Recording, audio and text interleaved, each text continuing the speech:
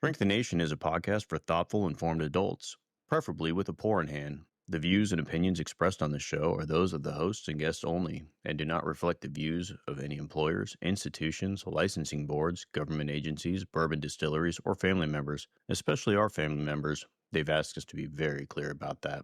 This show is for informational and entertainment purposes only. Nothing said here should be taken as medical, psychiatric, legal, or professional advice. If you're in crisis, call a professional. If you're mad at something we said, we suggest journaling or emailing us with civility. We're here to challenge ideas, not diagnose strangers. We're clinicians, not your clinicians, and we have the bourbon to prove it. Let's go.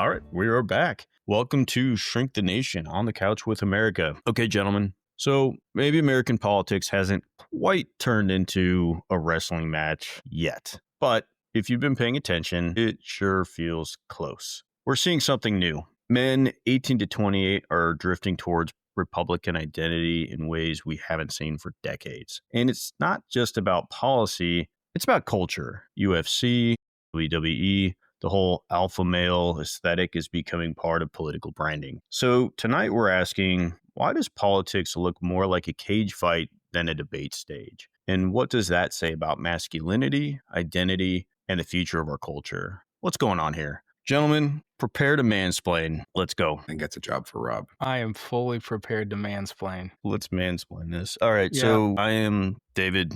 Today I've got a Jefferson's Reserve here. Very old again. It's a good whiskey. I have some left over from a previous episode, and I thought it was so good, I'll give it another go.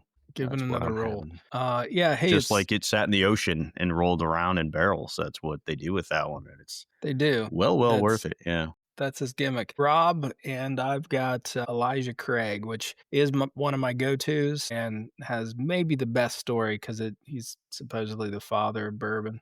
Had some old casks, had some corn whiskey. Wanted to store the corn whiskey. His casks had fish in them, so he decided to char the interior, and bourbon was born, or at least that's the mythology behind it. My thought is that his 190 proof corn whiskey, I doubt the fish would have changed the flavor of it. I mean, that was just stripping off your taste buds off the bat. I don't think it was necessary, but, happy accident. Got a little bit darker. Well, this is Keith. Continuing my theme from last week, we had tomato juice this week, some ice water.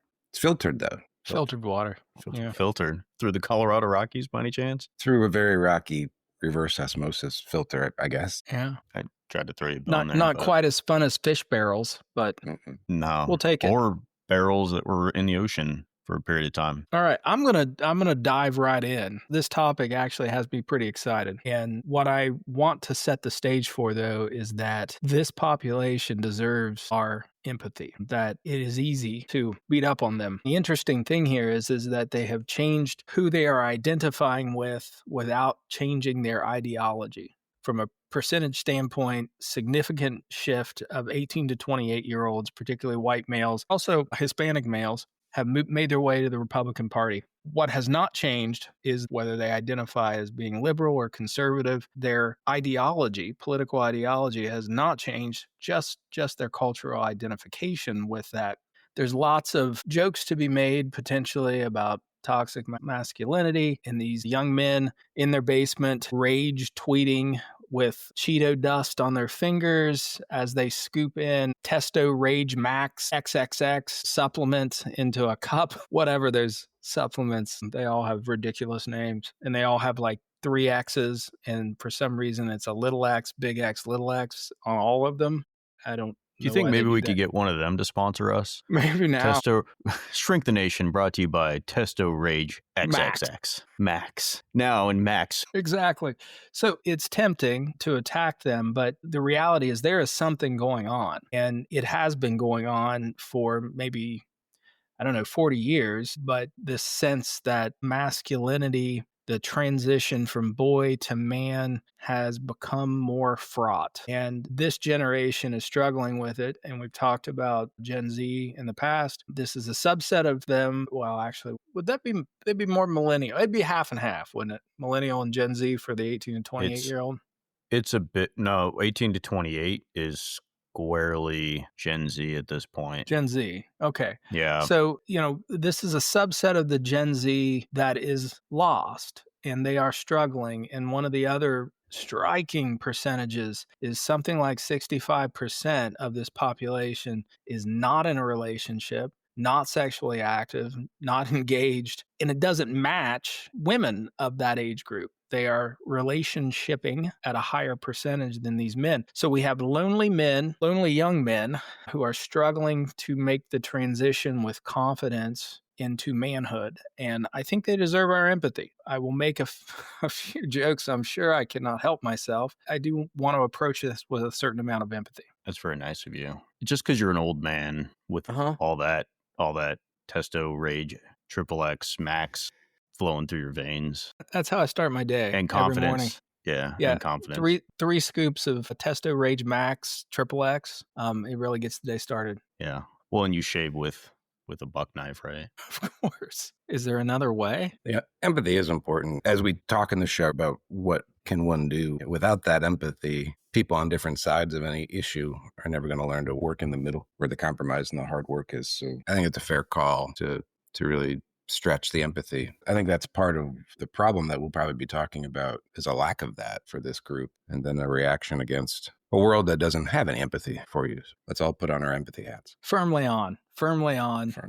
Well, in truth, and for various reasons, probably many, many centuries of history, this is a population that has become a bit of a punching bag. Again, they're an easy target. So as we move forward, let's be cautious. Caution acknowledged. So maybe to start would be to understand why this group has become such an easy target, or at least perceived to be that. What is it that drives that? Because this has been going for 40 years, right? So the young men of today, the 18 to 28-year-olds, well, I'm no mathematician, but 40 years ago, they weren't here. So it wasn't something that they were doing. What's driving that ease of ridicule towards this group? Two things come to my mind, and they're kind of related. Why they're an easy target, because this group runs afoul of the traditional ways society values, at least in this society, the way society values manhood. But the irony of that is that those traditional views of a man, what makes a man useful or powerful or relevant, those things, those traditional things, classically true things, men are different than women. And in older days, you could lean into those differences and it made you relevant and useful. That's not the case so much anymore. Things that are classic or traditional for women can be just as useful or not, but women are going to school more than men. Women are being probably employed more than men. Those jobs don't necessarily require anything classic about a man. That may be part of the reason why some of this group dives deeper into an isolated stance. But at the same time, people poke fun at them for not having those traits. But it's the downward slope of those classic traits not having as much relevance is also driving why maybe people are in their basement angry on a video game. But then they get made fun of not having the thing that is not very useful anymore. It's a bit of a trap, I think, for those poking the fun and for those in that position. Yeah, I agree. I think you've hit it right on the head. The culture has shifted, has grown up around them, or has evolved completely, and it has not evolved with the young man in mind. It is more evolved to allow more women to be participating in society in ways that they just weren't before. Those lines are being blurred, and it's harder for somebody to just exist without putting in significant effort. You're absolutely right. More women than men now are going to college. More women than men are getting higher paying jobs because of that. And that is starting to have this trend in that direction. Well, I don't know if starting. I think we're seeing actually the end result. So, not a historian. What? I frequently play one on these episodes. So, I'm going to take us back to post-World War generation. So, we had the baby boomers where this shift began, that the traditional gender roles and societal roles began to be questioned with the baby boomer generation. Think hippies and flower power and women's lib and the like. And it was taken further with Gen X. So that transition happened. And that is actually the first point that I can look back and start seeing this body of work, these books that came out in the late 80s, early 90s, couple of good examples are Willard Galen, who was a psychiatrist that wrote relatively extensively in the mid to late 80s, several fantastic books on being and becoming human, rage, and the male ego. And so, specific to this, the male ego is relevant, and I'm sure I'll come back to it. And then there were others. Joseph Campbell actually talked quite a bit about the struggle of men transitioning from young men into full manhood. Individual named Robert Bly wrote a book called Iron John, which was specifically about this, the struggle of young men transitioning to manhood in this culture that lacks a rite of passage. There is no roadmap for young men to become men. And that has accentuated, and it has become even more of an issue now for all the things you guys just laid out. That in terms of what are the physical characteristics that are necessary to be successful in today's world, they're not exactly, quote unquote, they're not manly, they're not physical. It is higher education, schooling, and that has been outpaced by women. So some of the reasons for being a man have been taken away just with the march of time. That's what we have. We have this young population who lack a roadmap to manhood, and they're also lacking the needfulness of that move because women don't need it. They're going to school on their own. They're forging a career for themselves. It is a different world than maybe our formative environment. Yeah, I frequently get regaled from my old man about my grandmother wasn't able to get a credit card in her name without her husband or her father's signature until about the 1970s. And that was a huge moment in time for her when she could go and open up a bank account, get a credit card in her name, mainly because that was the point at which she was actually able to say, if you don't stop your behavior, I'm out of here. And that was a huge problem for my grandfather because before that, there was no worry that she was going to potentially walk out. She had no money. She had no way to take care of herself. Otherwise, she was pretty much stuck. And it was a completely different world at that point for both of them. It was, but I think what you're describing is, I'm going to say, the trap and where we have to be cautious. It's so easy to slide into the inequity that women have faced historically and naturally say, well, that was just wrong. And really what we're talking about. It was the natural, this is the society shift, right? Like this is the progress of society and the change. But and it leaves behind. Well, that shift, no matter how much it was useful and needful and fair and equitable, it did leave a void, a position, a place. And I think where the chickens have come home to roost on this one, and we're seeing it in a big way, the way these young men are dealing with it is by identifying with an ethos, an aesthetic that channels power in a unique way. But it's interesting because it's not all of them. Yeah, it's not all the young. I wanted to ask the three of us, why are some men okay with it, seemingly okay, and why are some not? Right? Like the ones that are okay with it, what's different for them? I have a thought or two, but I'm not sure we've sort of thought about it from that angle, right? Think about more of the ones that are being very reactive and hyper-identifying with almost histrionic traditional masculinity. But a lot of men don't. There's a demographic that is moving in that direction, and there are demographics that are not. I think we can step back and we can see that it's happening, and we can see why we have this two-party system. And you have one side. I miss the wigs. That's true. We should bring the wigs back. You did look nice in one, Rob. Yeah, no. The political party. You need I was saying you need a nice merkin. No, and not the wig as what you put on your head. I miss the wig political party. It was a solid political party.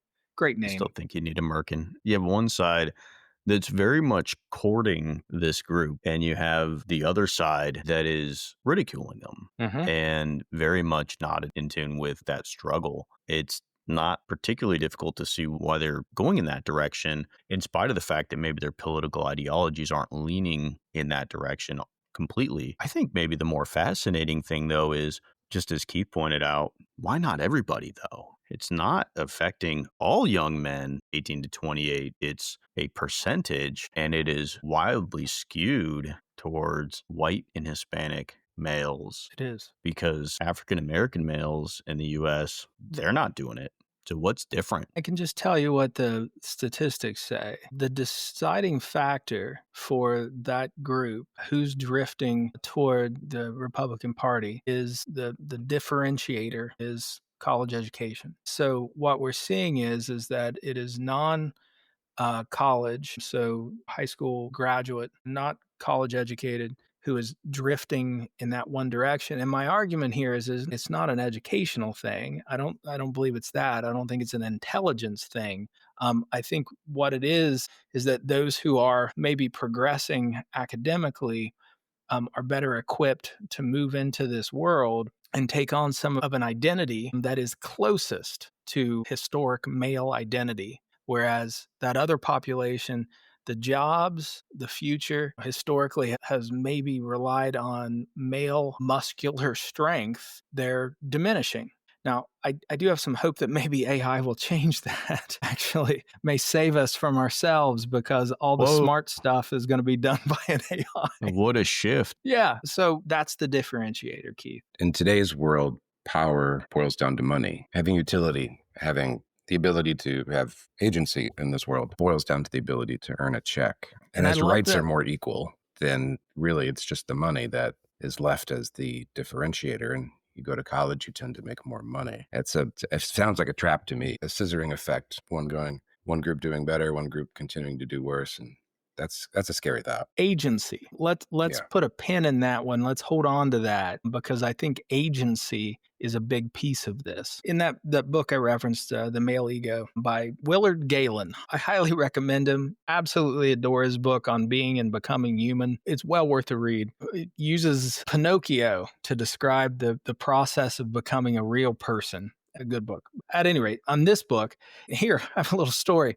I was in a war zone when I found this book, and the way I found this book was I was getting tired of getting up to every incoming air siren attack thing where you get up, you run to the bunker. So inconvenient. It was so inconvenient. So I was just exhausted with it. I'm not doing it anymore. And if it means a rocket or a mortar coming into my lap, so be it. I don't care.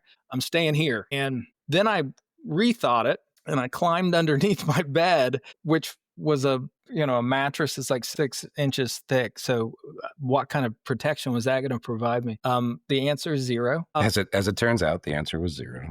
Right. Under my bed, I was there in a clinical role, and in my living quarters, there had been a series of psychiatrists that had been there, but under my bed that I had never noticed. In fact, I'd never been under my bed, as evidenced by after I pulled myself out, I was covered in sand, dust. There was a book, and I grabbed that book, and it turned out it was this book, The Male Ego. And I ended up reading that book in probably 2 days. And really the premise of the book is that I certainly do not hope, or I hope that any woman who might, and our tens of listeners, if you're a woman, this is not designed to diminish you in any way. Women have their set of struggles and challenges in transitioning as well. But when we look at a woman, it really comes down to the ability to procreate, that transition from girl to woman is really hinged on that. So once you develop, then the world sees you as a woman.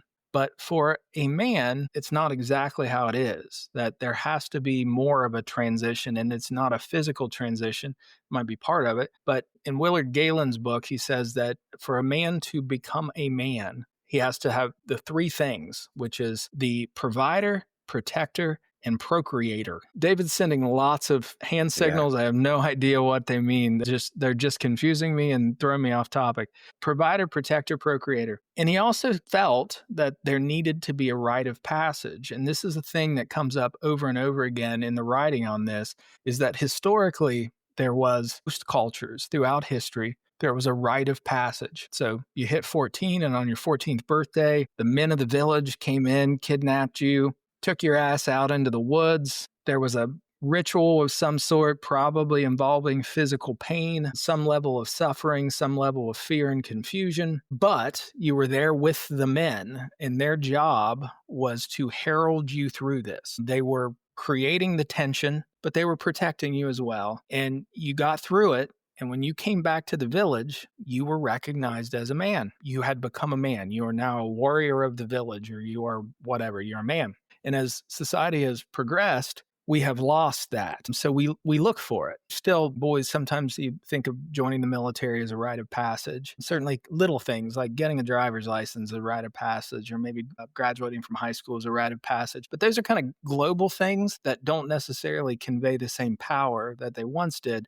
We're lacking that at this time. Our boys do not have a mythopoetic pathway toward manhood. They're not being helped by us. Again, going back to our Gen Z conversation, we may well be the worst generation of parents of all time. Yeah, good for us, man. But we're not helping our boys. We're not providing them the pathway. So they're having to do it themselves. What's stimulating this in my mind is that they're seeing the joining of, the becoming a Republican, and really specifically more of MAGA Republican is their rite of passage. They adopt those viewpoints. They become very loud and aggressive about them. That's their rite of passage. And then they become part of this group that is identified as ultra masculine, kind of brazen, and a winner at all costs. You never back down, you win. They're identifying with that, I think, is what's pushing them forward. And it just so happens the Republicans have been pretty masterful in capitalizing on that, whereas the Democrats are kind of in more of a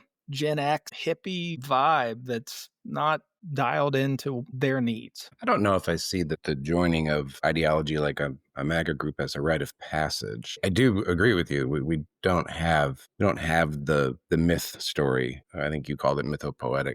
We don't have the path for women or men. I mean, you make a really interesting point that women physically change and everyone can see this person is now a woman in some way.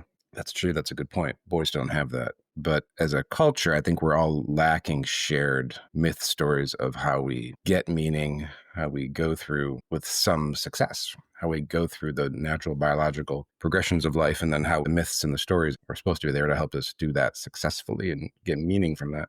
I think as a group, we are lacking all of that, boys more than girls, men more than women. But I'm not sure that the joining up with a extreme view of things like a MAGA world is a rite of passage so much as speaking more to the pain of the vacuum for men that this has caused, and then making it such almost a biological imperative, a ripe ground to project so strongly and so wholly believable on the inside. At the end of the day, for a search of meaning, there's this gap, there's this painful gap of meaning, and this group is offering some of these men meaning, and they desperately need it. They aren't welcomed or offered to other tents to become relevant or to be told you're important. I see it more as a jump to meaning, a desperate jump to meaning, but a jump nonetheless. I still think the journey stories, the transcendent stories, the myths, the vehicles we have, hopefully we have as a society to grow and develop, they're missing. I think that's one of the deepest problems. And not seeing the joining up with an ideology group sort of as a transition, unless there's like a nice rite of passage, like when you join, I don't know, when you join the Elks or something, right? I'm sure they put It you involves through the a ringer. goat. You also get a red hat. I see it as a searching for belonging. It's viewed as meaning, but belonging to something, especially for a group that otherwise feels so lost. And for that particular subset where you're saying, if I don't have that rite of passage and there isn't a clear way for me to hit that next step, where do I belong? And you have one side that is disdainful, openly disdainful in so many ways of how you're thinking and how you're feeling. You have all of this pent up energy, this desire to be masculine, and this crushing defeat because it just isn't as important as it may have been at one time. You have another side who is saying, "We love that about you. In fact, we want to bring that out, but we also want to make that the centerpiece of your world again. We want to make that the centerpiece of everybody's world. We want to bring back a time where being masculine, being macho, what you lift is your worth. That's your value, not how much you make necessarily, although that's debatable, but your value is placed upon your physical strength, not your intellect, or not your education, I should say, because there are brilliant people across the board. Let's not lie. Very, very well-educated people in the Republican Party, the Democratic Party. That's just the case, people. If you were so lost and you had to pick a side and one is saying, come, and the other one is saying, stop being the way you are, knock it off, get with the picture. You're archaic, the way you think and feel and everything about you needs to change. I get it. I can Well, see why. Yeah, and it reminds me of a young boy's need for mentorship, to find a man, sometimes their dad, sometimes it's a coach, it's a teacher, or a neighbor. Insert a person. Anyway, adolescent boys thrive with an appropriate mentor that helps give them a guide. It helps to show them this is the path toward how to be a man. This generation, this group may be lacking that, and they've latched on to sort of MAGA world approach aesthetic, which reminds me of the WWE, which is a myth making machine, by the way. They are expert at creating these great battles of good and evil, and it is black and white. It is a battle, and guess who always wins? The good guy, whichever side they deem it to be, whichever one they want to spin it as the good guy. So that mentorship they're receiving, and it's telling them, hey, you deserved this. You deserve to be powerful. You deserve to be on top. It's not your fault. And frankly, it's not their fault. This is a world thing. This is a societal thing. They're just stuck in the middle of it. It's not your fault. It's the fault of society. It's the forces of the liberals, the Democrats, the woke. That is why, in my mind, why this sort of woke politics, that term seems to be slipping out of common usage anymore, but it helped to amplify their frustrations because it was this focus on other minority groups, when in fact, one of the problems here is that there is a historic inequity in which white males received certain benefits from. So, and that might not be true anymore. It might not be the case anymore. But even if it were, for some, there is a vast majority of the population out there who is simply not experiencing anything that they can identify as white privilege, as male privilege. They are struggling. They are living in a basement. They are rage tweeting. They're alone. All they want is connection.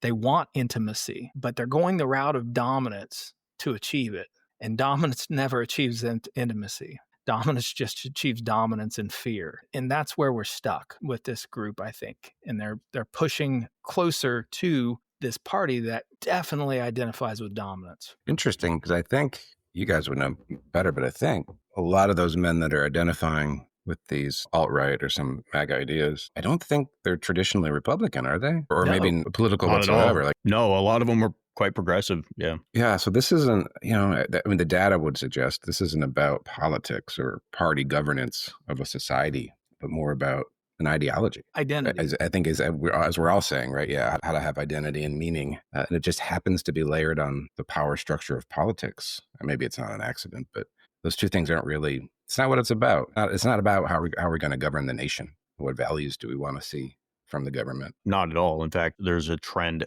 right now that is starting to show up where those who switched to that side that were leaning Republican, who maybe have more progressive views, are starting to not like the policies that are less progressive. So there is that shift, but time will tell. The big problem still exists that you have a side that is very much pushing away and you have a side that is welcoming. We should understand the struggle. I think that's the more important thing, is to empathize with that feeling of not belonging, that desire for intimacy and not knowing how to achieve it. How do you get through to anybody? Not to say that you can't pick your party, pick it how, for whatever reason you want to pick it.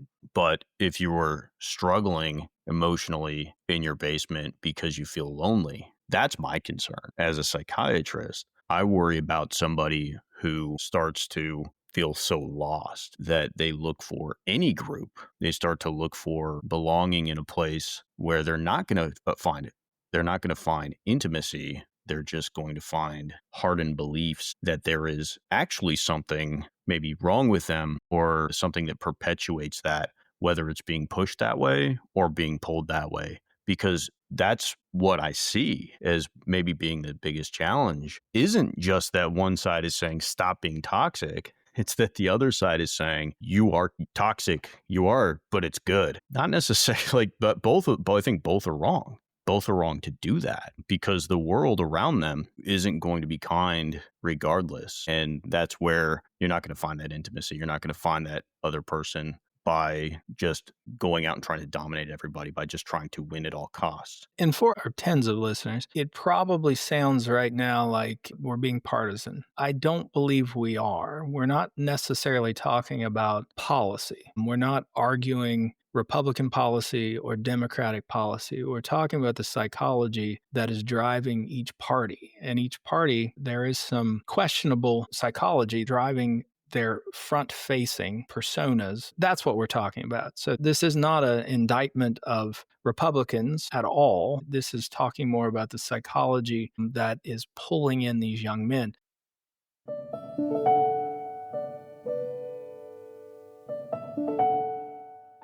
Hey, it's Rob from Shrink the Nation. As my friend David so eloquently states at the beginning of the show, we are clinicians, but we're not your clinician. We love to joke around and dive into the tough topics, but there's something really important we need to say. If you're struggling with your mental health or facing substance use issues, we want you to know you're not alone. We have dedicated our professional careers to mental health, and we care deeply about it. It's okay to ask for help. Reaching out to a professional in your area could be the first step toward feeling better. Don't wait. There's support out there, and it works. Please take that first step. We want you to be well. Now let's get back to the show. Oh, and don't tell David I said he was eloquent. He'll be insufferable.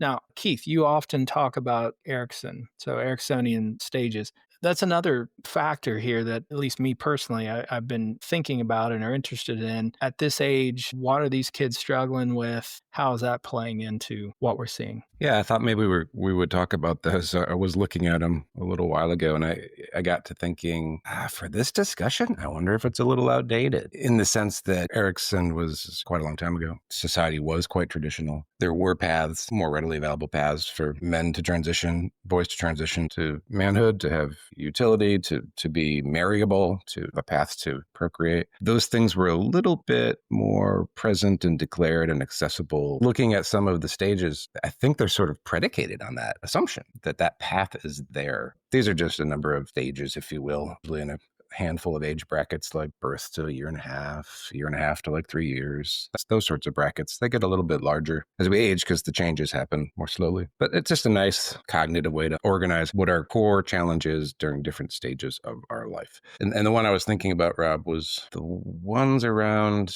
like autonomy versus being shameful of your autonomy, when we're little 2.5-year-olds. And then from there going into taking initiative and trying to be independent, trying to be useful with that initiative or feeling quite guilty and inferior. I think that's where we're talking about, from this 2 to 8-year-old span. These stages were predicated on the assumption that for young boys, these paths were present for them to gain autonomy, to initiate with that autonomy, and to become useful and industrious with those inner urges and conflicts. I think in today's world, those conflicts are the same, but there just isn't a clear path for what these young men are supposed to do to overcome those challenges and continue to grow in life and not have your development stunted. I don't know what your all's thoughts are about sort of the way I was thinking about that. Well, my gut instinct on this was different. I guess this is one of the reasons why I so much enjoy doing these things. I didn't think of it in those terms. I had them firmly in there, the struggle of this age group, which is intimacy versus isolation. And what I was thinking about was this challenge in which like 65% of the 18, 28-year-olds are not engaged in a relationship. I've never really thought of it in these terms. I'm going to struggle to articulate it, and I'm sure I'm not going to do it justice. But so much of becoming a man is contingent upon a woman, that the roles that are so traditional to manhood end up being very much connected to having a partner. It doesn't necessarily have to be a woman, but having a partner and engaging in a family and achieving intimacy. And as Jung would say, taking on that hero archetype, which requires you to give yourself over to something bigger than yourself. And that usually, or ideally, is the family. What's bigger is this family that you are now going to take care of, nurture, provide for, and protect, if 65% of folks are not engaged in a relationship, they're not having that opportunity to give themselves over to something bigger. So what they're doing is giving themselves over to something bigger that is a movement,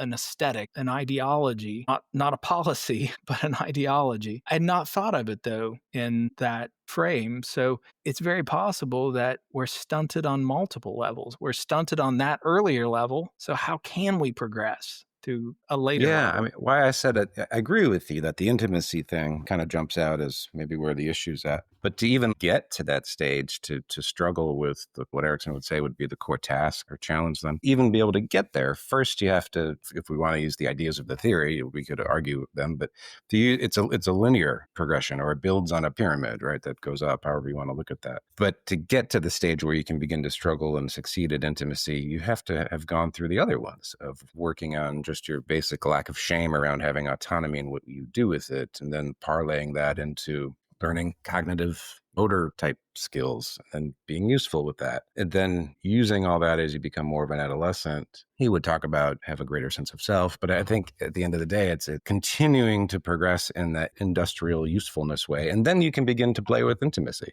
because you can actually find somebody who wants to be intimate with you because you're useful. Yeah. Yeah. So we're blaming the parents again. Ultimately. All right. Let's go back to mom and dad. Yeah. Let's go back to the Gen X and millennials. The parents have to swim in the pool that they didn't make, right? If parents are raising kids in the society that they find themselves in, and society tends to offer the opportunities, the tools, the understandings as a group. Sure, parents have, of course, parents have accountability and responsibility, but they can only swim in the pool they're put in. Most parents, right? Yeah, we understand that parents were limited in what they had. Everyone tried to do their best. As a parent myself, I don't want to watch my kids suffer. I think I'd be fairly reluctant to take my boys out and force them into a ritual that put them through a great deal of pain just to prove that they were men. I would probably say they'll eventually be men anyway. Well, hell, I wouldn't hesitate, not even remotely.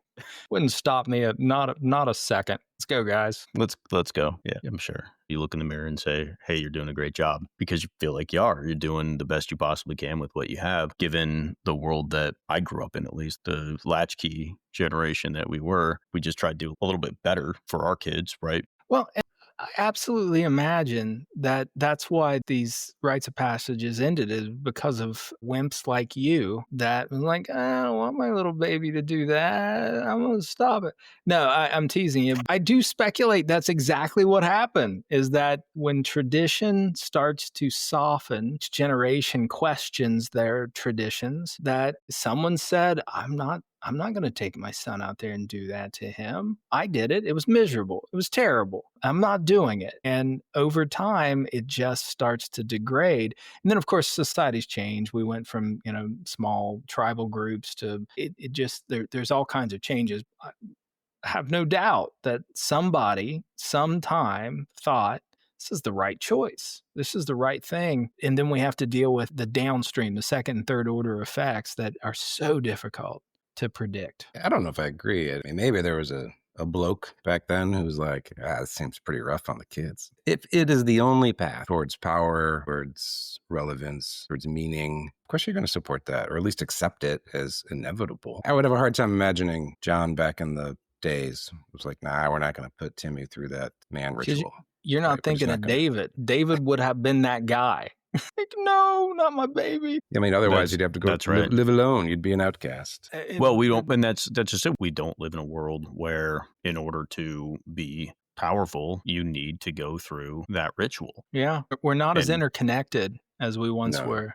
There has been the death of shame, which I think is a future episode for us. And, as psychiatrists... Or your next book. That's a good book title, The Death of Shame. As psychiatrists, we're frequently struggling against excessive shame and guilt. There is, built into our DNA, a healthy amount of shame that perpetuates some of these traditions that actually do have, and they're lost to time. That's the problem, is that the role they're playing is so hard to see because over time they get obscured. And what we're seeing is a complete loss of those traditions. And it's not. Joseph Campbell would had said his biggest concern for the world was the loss of the myth. And not myth, I mean, for those that don't look at his work a lot, not myth like a made-up story or a fanciful tale. He would talk more about myths as fabric of the things all society needs to function, right? And he would say societies across the world tend to share the same myths, even though they never met, and that makes them very powerful. The loss of myths, he felt, was the greatest existential threat to this race and this society. I think we have lost a fair amount. Like, we're all parents between the three of us. I don't really know. It's not like there's something I can reach to as a parent for my kids and to engage them in an important myth of meaning and transformation. There's nothing available that I see out there on the societal shelf. That's because you haven't seen K-pop Demon Hunters yet on Netflix. It's just banger after banger, Keith. I'm telling you. Then you'll know. But I can't send my daughter or my son. There isn't like a tube, a metaphorical tube. I can say, okay, here's the option for you, daughter. Here's the option for you, son. Go down this tube and you'll come up through the experience, a woman or a man. Like, they're not there for us. Well, and I think that's the way to think about myth. Myth is an organizing principle. It is a tube. Myth ends up functioning as a tube in which if we follow the myth, it gets us to manhood. When we follow the myth, it gets us to womanhood. If we follow the myth, it maintains a family structure. It provides guidance for us to how to be parents. That's the mythopoetic stories that are so important to us. You know what I find myself doing is recommending books to that you find guys. under your bed when you're hiding from incoming fire. Incoming. Here's the funny thing about indirect fire is that no matter how much it's a low probability, you still feel like you're the punt returner, just waiting on it to come into your arms. You had the 90s version of protecting yourself, right? Get under the desk from the nuclear fallout. Like that's going to be, good thinking. So, Rob, is the message, if you want to find a book that changes your life, find a combat zone? They'll change your life. I don't know. Well, I'm going to go back to David now. I made fun of him, and now I'm going to say I'm not going to I wouldn't want to subject my kiddos to that. What I do find is that, that's, exactly. I mean, we've all been through the military. I went to boot camp. Went to Buds, didn't make it through. It was miserable. Been on ships, been deployed, done some interesting things. Perhaps they were rites of passage. Maybe that is why I feel confident in who I am. Do I want to put my kids through that? But they're not rites of passage that we as a collective all own. They're very drilled in and specific, and they don't necessarily parlay to societal meaning or success. So. Right. But there you go. So we're talking about, our entire conversation is about a subset of the population that is leaning in a direction because they feel lost. And what they have lost potentially, really, let's be honest, they've not lost anything. They never had it to begin with. It wasn't there. They haven't found it. Some of the most powerful people in our country, I would very seriously doubt, have gone through a mythic quest. Sam Altman, the CEO of OpenAI, very powerful, wealthy guy. Does he strike you? I don't know anything about him. I apologize if I don't mean to be blasphemous here. The next episode, we're going to have an apology session to Sam Altman. Yeah. So everyone tune in for that. That's what I'm saying is he's brilliant. He's got a lot of money. What he's done, he's brilliant. He has a lot of money. He's very powerful. But does he strike you as somebody who had to go out into the woods and kill 8 boar with a knife to achieve that? No. Somehow magically, he has accomplished being successful without that. So it isn't that you have to go through these things. And it isn't necessarily, as I think we've shown, it isn't that you have to go through a specific ritual. That is what was there in tribal cultures when there were a lot less people. And if you were going to send somebody out into the woods by themselves at 10 years old, they probably weren't coming back unless you had a bunch of grown men with them to make sure that they did. Probably now too, to be honest. But to find your own path, they have their phone now. Hide under your own cot to find your book, to find the thing. My journey wasn't everyone else's, but it worked for me. I assume the thing that will work for my kids will be theirs. My job as a parent is to encourage and support it and to not let them get so lost because they feel like they can't be themselves or they feel like they're just worthless and lack value. I agree with you with one exception. It's not No, you don't. working. What do you I mean? mean, your kids it might work, but Well, statistics are it is work. telling No, statistics are telling us it does telling work. me It works it's not for working. most people. It's not working for a percentage of white and Hispanic males between the age of 18 and 28. So there I is think a that ends up subset of the being there's a most subset of the people in that population. age group.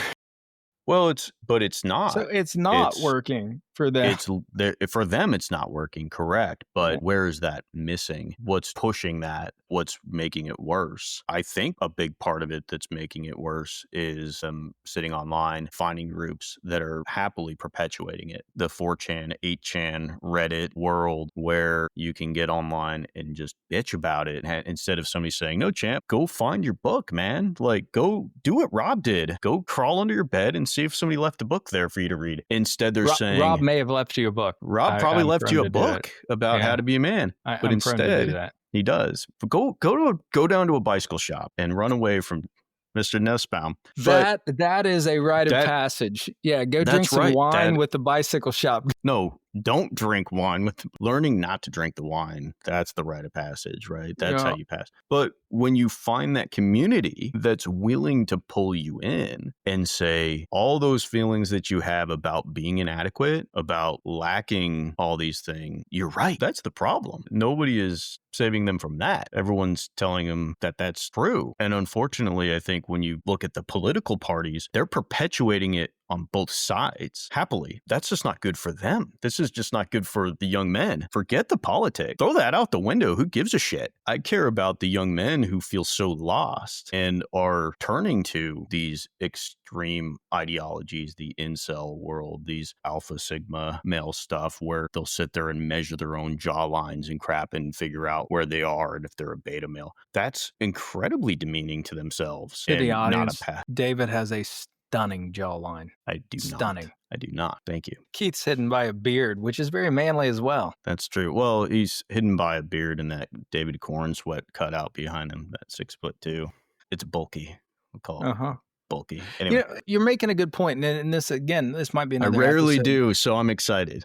I won't cut this part out. I'm feeling really excited for you too because you finally made a decent point. This will be the first time you hear me on this episode. The nature of our political parties and whether this ends up being a discussion on propaganda or a discussion of just how it perpetuates sort of unhealthy psychological situations, their goal is really to capitalize on largely unhealthy psychological tendencies for their own benefit to get voters. That's problematic. So we spent a couple episodes talking about the projection. Yeah.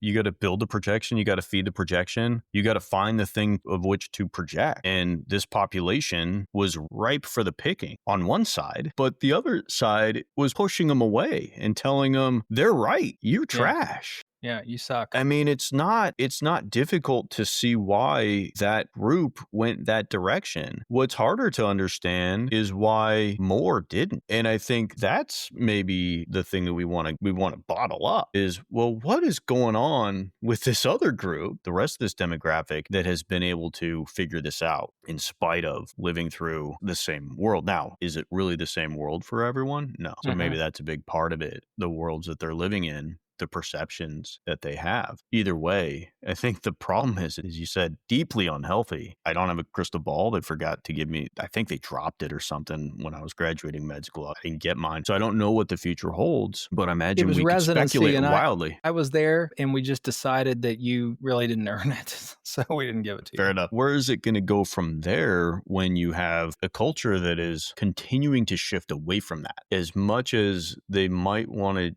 be dragged kicking and screaming and they want to change it, we want to bring everything back. And this isn't just the US, by the way. This has been happening in Germany, Finland, other areas in Europe where this push for that masculinity is happening. But unless you're right, an AI completely removes the need for thinking jobs and humans just go straight back to coal mines or something tells me that this is not going to get better for that demographic. It's either going to stay the same or get worse. Well, in which party, which political ethos, ideology ends up capitalizing on it may change. It just so happens that right now, the party that's capitalizing on it is the Republican Party. But since this is not about ideology, it's not about the policy stuff, they're up for grab. It's just a matter of which party finds a way to capitalize. Yeah. No, I was going to say, I think it does get worse. Mhm.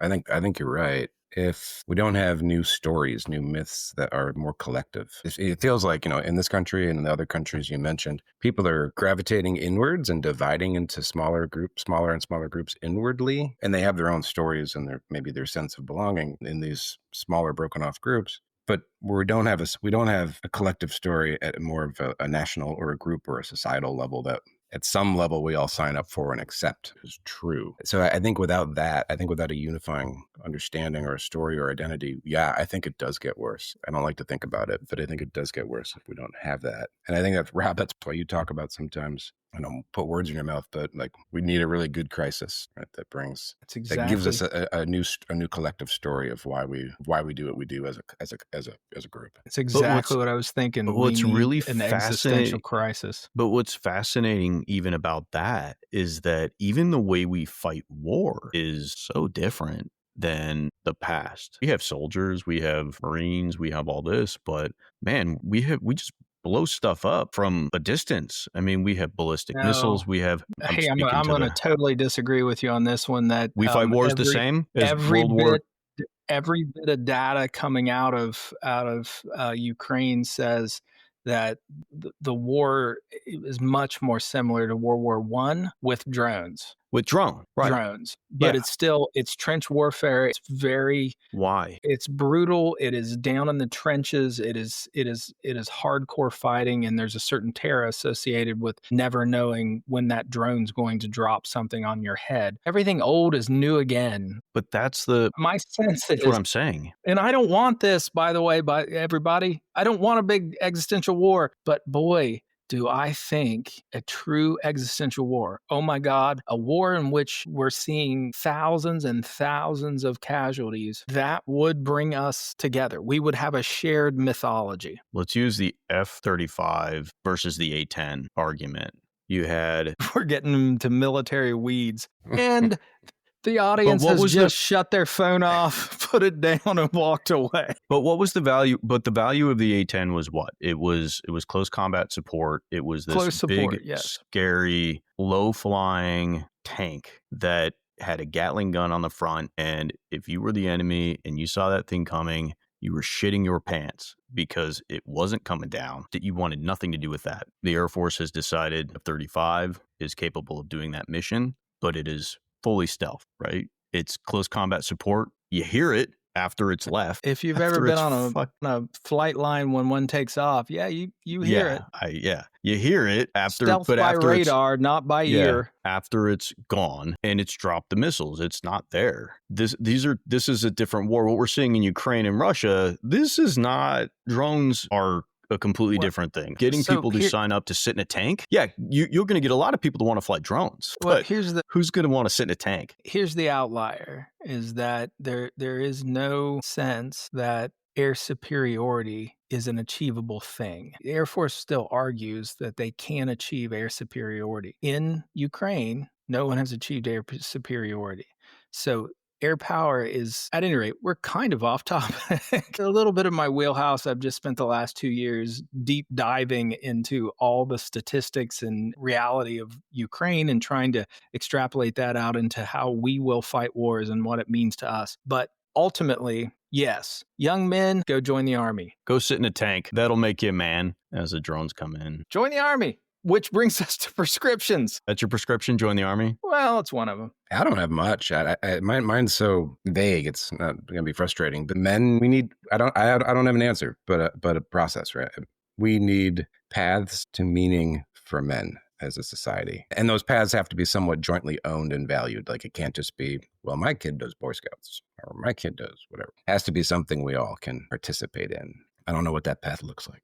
Without it, I think we're in trouble. And I agree. And you're right. I'm sitting here frustrated. Agree in principle. I have a couple. One is everyone should read Starship Troopers. That's my first one. Joseph Heinlein. It is an excellent portrayal of leadership and of giving yourself over to something bigger than, and it has some spectacular examples of, I hesitate to say manliness, but because in the book, women and men both are in the armed forces, but I think there's a lot to be learned there. I don't know if that's an absurd one or a real one, because the idea of getting people to read a book seems absurd. So it's a little bit of both. Watch the movie? No, not the movie. Stay away from the movie. The movie does not track whatsoever with the book.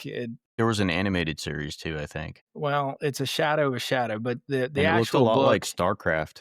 it's not, and it's not a long read, and it's not a hard read. But it is an impactful one. And then the other is join the United States Army. We need you. Join the Join army. the army. Yeah. Maybe I'll go out on a limb and say, as a group, as a society, what's the one thing that sort of we all get that should be available? I think work. Going to sound strange or boring maybe, but as a society, we need to value work more. Tell our young men and young women, y'all need to work, and that's valuable. If people work, they have meaning. They keep their hands busy. They keep their mind busy. Should be available to everybody. That's a different debate. But I think if, as a group, we all valued our kids becoming adults and part of that was work, then we would be attractive to each other and we'd all be participating in the group agreement. And that's something that comes to mind. I think we can tell our kids to aspire to. That's something that should be available to anyone who's work. I like it. And I agree entirely. Fully agree. And you David, can work in the army. Kill it with a prescription or join the army. How about that? Now that we've turned into a commercial for the army, Spectacular organization, everybody. so I'm going to say one thing for the younger generation that is definitely not listening to us, that cut off a while ago after they figured out that we were not talking about UFC or WWE at all. Disappointingly, they got 5 minutes into this and we're like, wait a minute. Volunteer when you're maybe not old enough to work. Go volunteer time. Go find a local charity food bank. There's a local charity around here called Feed My Starving Children that we go to every couple of weeks, and it's actually quite a bit of fun. But go donate some time. Go do that. You feel good. You feel like you do have a sense of purpose. You feel a sense of community. You feel like you're helping other people out. Something that you can definitely do. And then when you come of age and you're capable of working, do some work. When I was in high school, I had a job and it was a crappy job, but I did something. It was, I felt like I was contributing. And then I joined the military and I got my butt kicked, and it was life altering in a very positive way. I am not a representative of the United States Army on this show, and I am not being paid by them. I'm just telling everyone, fantastic organization. Send your kids. Oh, there you go. Yeah. Send me your kids. Send me your kids. How wonderful, not to get too excited, but how wonderful would it be if we all had this agreement? You meet someone and you ask them, well, what were you doing today? Oh, I was working. And as a society, we go, oh, that's awesome.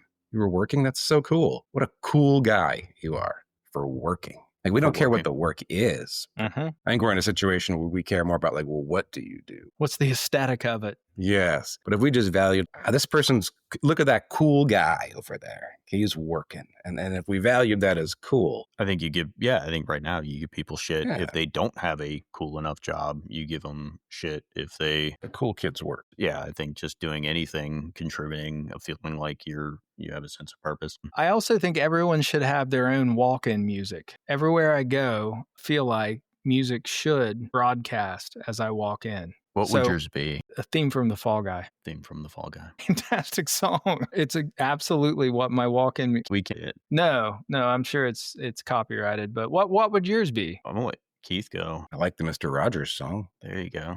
Just as manly as can be. Speaking of an aesthetic, I will say Mr. Rogers has been off the air. How long has he been off the air now? Because maybe that's the problem. Probably. He went off the air.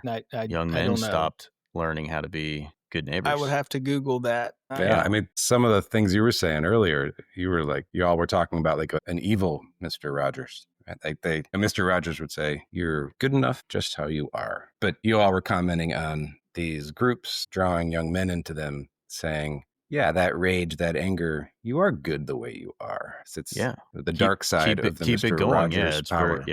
Very, very Sith Lord like. Yeah, you're not angry enough. Be angrier. Be angrier. So No, I think David, I'm going to tell you, yours would be The Sound of Madness by Shinedown. baller song. I'm gonna accept it. I was thinking maybe Monsters by Shinedown. Okay. Oh, The Sound of Madness. Oh, I thought the Sound of Silence. Sorry, I thought you were thinking The Sound of Silence, which is a really good song. Album titled Sound of Madness, #1 track on their song on the Sound of Madness. Oh, I was thinking for Shinedown. I was thinking more Monsters, but in fact, Sound of Madness is very apropos for our discussion. It's a damn shame we can't play it as our intro music. Right? It would be really nice if we could. All right. Well, I think this brings us to the conclusion of this episode. Thank you for the discussion. Very insightful. Thanks to everyone who stuck around. We have our socials, so hit us up. Send us an email, socials@shrinkthenation.com. Smash that subscribe wherever you are listening to this. Please tell your friends. Let your friends know if you thought we were funny, if you thought we were not funny, if you think somebody would just love to hate listen to us because they just want to go off and think how stupid we are or just challenge us. By all means, do that. We would love to enrage you from a distance. Anything new coming up? Buy our merch. I've been frenetically working on merch. I got some great stuff, I think, that should be coming online soon, as well as a newsletter that will be coming online soon, which we'll talk a little bit about the prior week's episodes, future week's episodes. I'm going to do a quote of the week with some context and then highlight some of our merch. Awesome. Yeah. We'll have that up on our website. So you'll have a way to sign up for that. You'll have a way to get to our merch eventually. And Rob, if someone does join the Army, is there free merch for them? There is a significant amount of free merch. As it turns out, you join the Army, you get uniforms, you get all kinds of... a lot of free merch. Yes. A lot of gear that you then have to manage. Yes, merch in the Army. Absolutely. And it's all the same color. It's the OCP pattern. It's lovely. They all get goes with anything. And a free rite of passage to grow up by. Absolutely. All right, gentlemen. Thank you so much. Guys. We're going to cue up that music and see you next time. We're out. All right.